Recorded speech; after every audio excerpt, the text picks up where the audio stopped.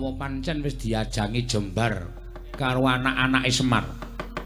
Ketitik iki malang kadhaone ngarep aku, ora pangling ki Bagong. Heeh, Patih Sengkuni. Lho, ora basa karo aku. Sampeyan tekan iki ajeng napa? Nggawa para Sata Kurawa. Nampa dawuh pengendikaning Kakang Prembandurna kinen besmi Karang Kadempel. Nah, berarti sampeyan tekan riki ora arep tumindak apik. Ning sumedya tumindak elok. Ala kok olok. Ala ha ta? Iya, pancen mengkono. Wis kowe rasa dadak kokean gunem sing tanpa gunane. Saiki ngene, niatmu piye? Iki aku isih membuka dialog menuju perdamaian. Nek kowe ora iso dijak berdamai kanthi apik-apik, ayo wis nuwun sewu, paripaksa aku nuruti sing dadi karepe Patih Sengkuni. Sing bibiti perkara kowe. Lah kok dadi kowe saiki iso muni dijak rembukan sing apik-apik. Mergo aku kilaf. Menungso iki kedunungan ina lali salah apes lan mati. Emosi aku. Durna muni kaya ngono mau aku emosi wekasan aku ora iso meper mubal babaling kanepson nganti aku kurang ajar nantang karo Begawan Durna. Saiki aku sadar bahwa apa sing tak tindakake iki memicu kerusuhan.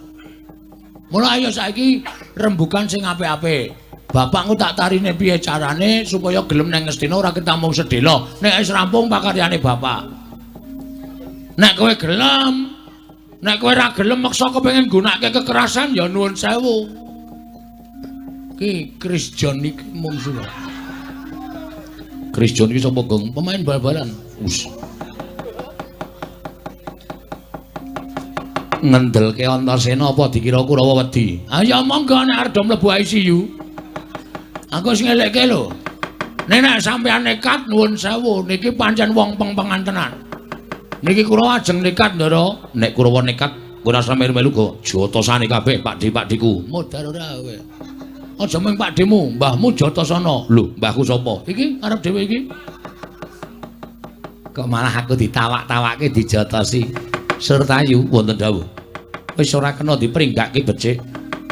Wajib ditegeli para Panakawan yen pancen Semar ora gelem tekan negara Ngastina. Lho iki ngestaken dawuh. Paman kula atur seminggah. Bagong ora gelem menake wong tuamu aja kelakon dosa. Karang Kadempel tak bumi angus. Silakan. Nek nuwun sewu lho, nek kewalik kula ora tanggung jawab. Sampeyan ora iso gawe lara para wong-wong Karang Kadempel ning sampeyan sing morak-marik barisane aja diundang Bagong. Gene marganing patimu ketiban tangane Ndara Antasena sampya mati dening aku. Pun sekejake nggih. Wong